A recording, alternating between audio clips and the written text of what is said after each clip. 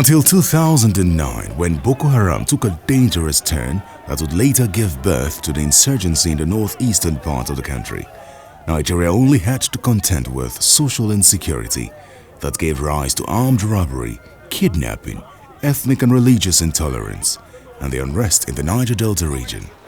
Even these posed a major challenge for government at that time. But the addition of terrorism and insurgency has not only worsened the security situation in the country, it is also threatening the very existence of Nigeria as a nation.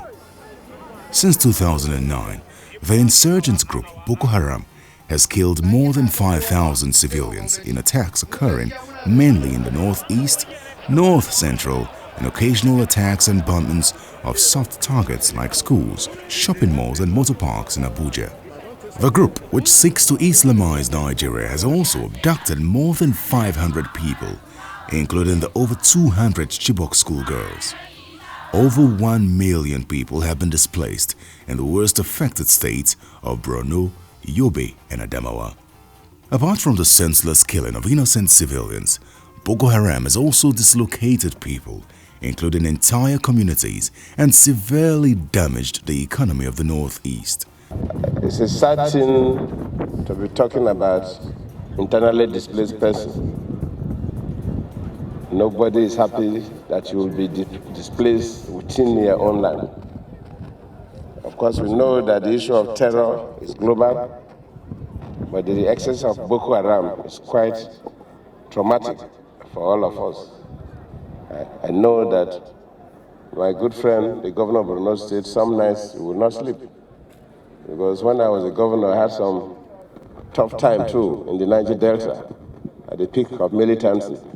And it's never an easy job to manage. As a president, I feel traumatized whenever I hear about these excesses. I feel very burdened. But let me reassure all Nigerians and indeed the internally displaced person that government is working very hard to make sure that you don't stay in these camps for too long. Among the many social ills inherited by the Goodluck Jonathan administration, Boko Haram insurgency remains the single most daunting. It also poses the biggest threat to Nigeria's internal cohesion. With some of Nigeria's territory firmly under the control of Boko Haram, the group also poses the biggest threat to the country's territorial integrity. The upsurge in incidents of terrorism has shifted the focus of the general public to the armed forces, and particularly the Nigerian Army. Our activities are increasingly coming under public scrutiny.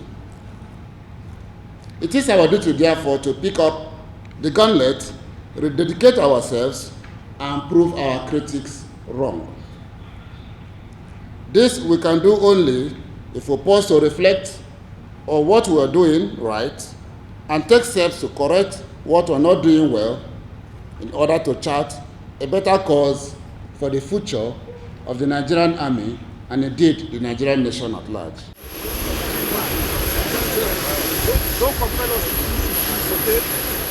The problem of insurgency in Nigeria predates Goodluck Jonathan's presidency, but as Commander-in-Chief of the Armed Forces, the president knew that the buck stopped at his table, and he has not failed to explore all possible avenues to remedy the situation. Our commitment is for a regional approach, because without the countries in West Africa and Central Africa coming together, we will not be able to crush these terrorists. Boko Haram is no longer the local terror group with some religious sentiment that started in Nigeria in 2002 to 2009. In fact, from 2000 to 2004, from 2009 to date, it has changed and is operating clearly as an Al-Qaeda organization, can better be described as Al-Qaeda in West and Central Africa. The Nigerian Constitution, in its section 217, subsections 1 and 2, prescribe the responsibilities of the military as follows. There shall be an armed forces for the Federation, which shall consist of the Army, Navy and Air Force, and such other branches of the armed forces of the Federation as may be established by an act of the National Assembly. The said body as constituted shall be for the purpose of defending Nigeria from internal aggression, maintaining its territorial integrity, and securing its borders from violation on land, sea, or air. Suppressing insurrection and acting in aid of civil authorities to restore order when called upon to do so by the President, but subject to such conditions as may be prescribed by an act of the National Assembly. The direct interpretation of the Nigerian Army Act is that the President can, as duty calls, dispatch the army for a specific duty or function. The Constitution in Section 130, subsection 1, also confers on the President, the Chief Executive of the Federation, and the Commander-in-Chief of the Armed Forces of the Federation, the powers to maintain order and defend Nigerians through the armed forces. Relying on these constitutional provisions, President Jonathan deployed troops to the Northeast region after very wide consultations with major stakeholders in the Nigeria project, including civil society organizations. As a people, we should rally behind and give our president whatever he asks for in order to win this war. If that being state of emergency, we should give it to him. In the last 4 years, the Jonathan administration has continually increased budgetary allocations to the defense sector to give the forces fighting insurgency the needed bite. The federal government is trying to re-equip the military in view of the present challenges. You recall that Mr. President only recently sent a request asking for $1 billion to assist in equipping the military. And I think the government, while also trying to formulate policies and drawing up the budget for 2015, should intensify, increase allocations for our defense security forces. As a way of ensuring that every step taken by government in the fight against Boko Haram is a step in the right direction, President Jonathan set up the Presidential Committee on Security Challenges in the Northeast Zone to further widen the consultations process. After extensive and intensive consultations with all stakeholders, including opinion leaders, traditional rulers, leaders in public and private sectors, religious organizations, youth and women groups, NGOs, and constituted authorities, Northern Elder Council abhors and rejects now and always all form of and manner of intimidation, provocation, threat, and violence. President Jonathan also set up 2 other committees to boost his administration's multi-pronged approach to solving the problem of insurgency. On the advice of stakeholders in the country, the federal government offered amnesty as well as the opportunity to dialogue to the insurgents group to no avail. This left the government no choice but to strengthen its military approach to resolving the problem. It must be understood that the military, primarily trained in conventional warfare, is now faced with an unconventional threat where the enemy is not organized and its threats are asymmetrical. In fighting terrorism and insurgency, the troops had to contend with equipment and trainings received for conventional warfare.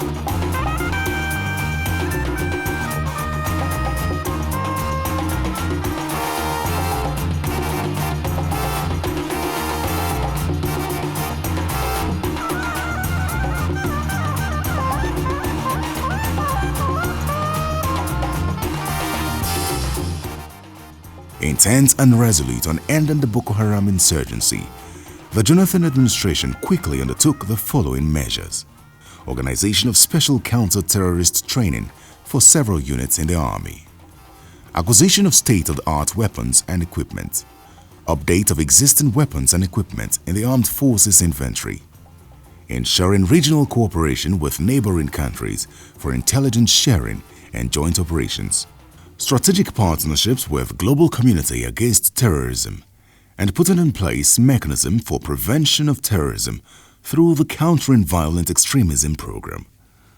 Troops, bolstered by the support of the federal government, have been able to recapture communities in the three most affected states from the Boko Haram sect. The military has not and will not concede any part of this country's territory to terrorists who are already marauding in some parts. Appropriate plans, including the mobilization of men, resources, equipment of all sorts, are presently being mobilized to address the situation. I want to assure Nigerians that the territory of Nigeria will be protected at all costs. No doubt, the Boko Haram insurgency has presented itself as one of the biggest security challenges in the nation since the Nigerian Civil War. We have always condemned the happenings, the activities of the insurgents at every level. We continue to condemn such activities of such insurgents until there is no more insurgency in the world. Nigeria is just part of the global world, and we are going through our own challenges. We must see these challenges as what will push us to come out as greater than we've ever been in our 100-year history. Borno State has been the worst hit by the insurgency. Of the 27 local government areas in the state, 10 are seriously affected by the activities of the sect.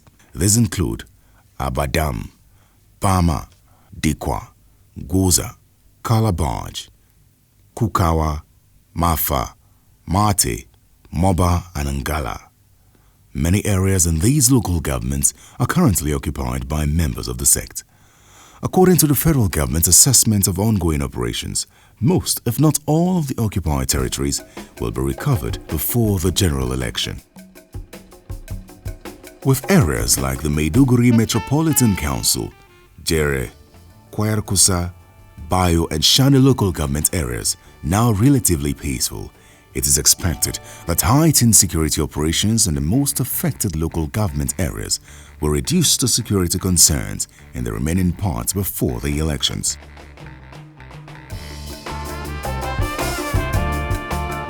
Security operations are now being perfected to give the forces the capacity to stabilize a great part of Borno State.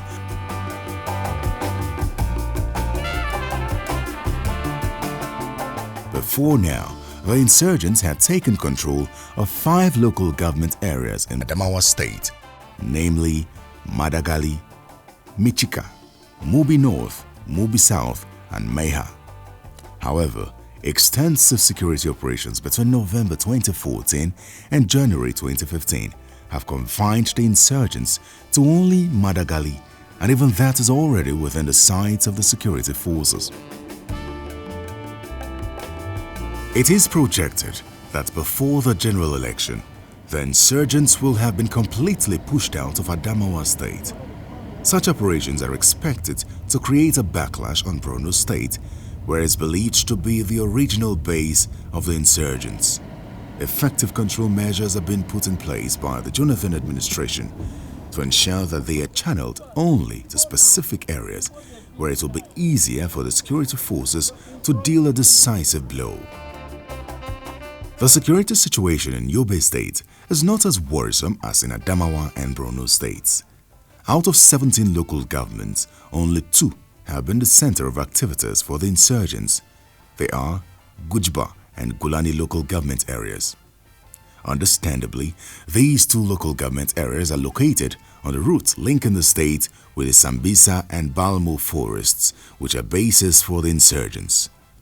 The insurgents have made attempts at several city centers like Damaturu from these bases and have been severally successfully repelled.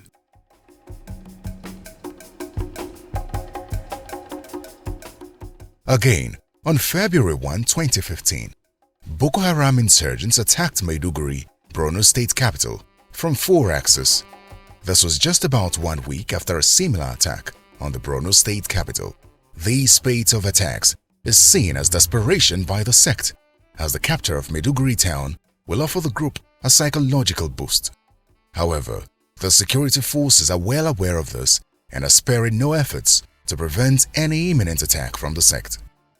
Boko Haram is also under serious pressure due to the capacity of the security forces as well as the military incursion of troops from neighboring countries along the border areas, which has led to the successful capture of several border towns, including Malam Faturi, Abadam on the Niger axis, and Baga, Gamboru, and Banki. People have always maintained, the world over, it's been maintained that the Nigerian military remains one of the best in the world. And I'm not surprised with the successes recorded so far. With more funding, more encouragement from government, I think our military is equal to the task by dealing with this insurgency. With time, and I guess with time, with support of elders, you recall the last meeting of the Council of State, where the former heads of state reiterated and promised to assist Mr. President to ensure that this war comes to an end. And I do believe that our military will perform that feat. It is anticipated that security operations in Borno State may create ripple effects on communities in this area. Therefore, security forces have initiated measures to prevent such occurrence. If the plans by security forces are actualized, the two local government areas in Yobe will be liberated before the elections, as the threat of the insurgents there is not as formidable as in Adamawa and Borno states.